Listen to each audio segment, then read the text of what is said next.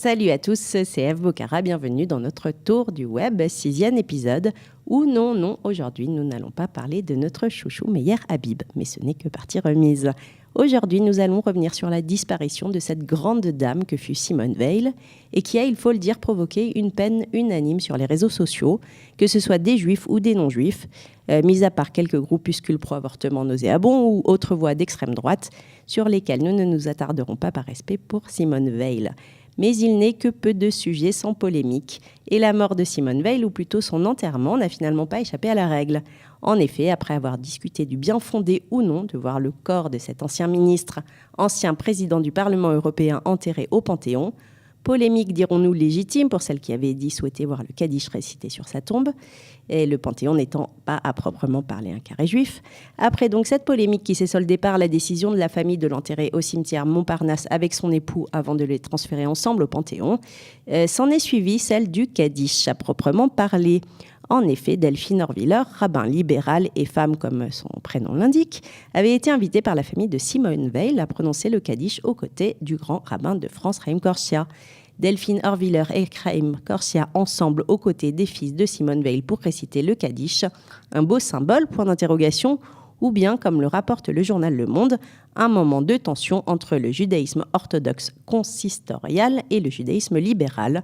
S'interrogeait ainsi le journaliste franco-israélien Michael Blum sur Facebook, et de citer, outre le journal Le Monde qui a donc relayé la polémique entre les deux rabbins, l'excellent site Jewpop, qui raconte que le jour de l'enterrement, les versions divergeaient entre ceux qui confirmaient avoir vu Delphine Orwiller aux côtés du grand rabbin, au même niveau que lui, et ceux qui disaient l'avoir vu un rang derrière, ce qui aurait toute son importance symbolique et politique du point de vue consistorial.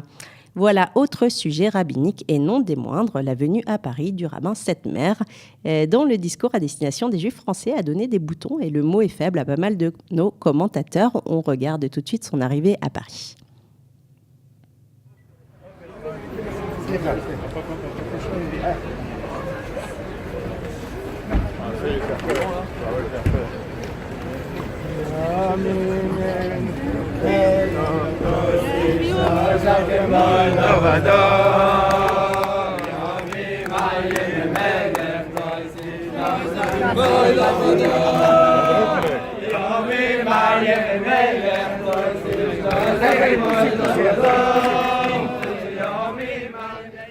Voilà, notre bon rabbin Settmer a donc affirmé lors d'une réunion à Paris, avec pas mal de monde semble-t-il.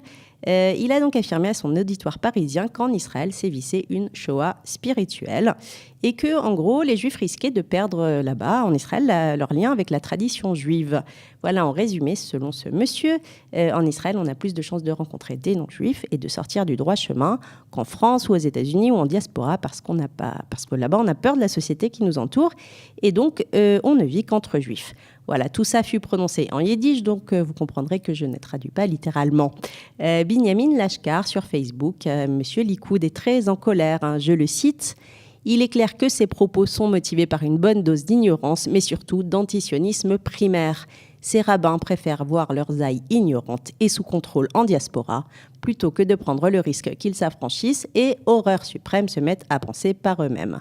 La leaderée, la journaliste, traite, elle, le rabbin de criminel. En réalité, un débat vieux comme le monde, ou plutôt comme la terre d'Israël, mais qui prend un peu plus de résonance à l'heure d'Internet. À la semaine prochaine.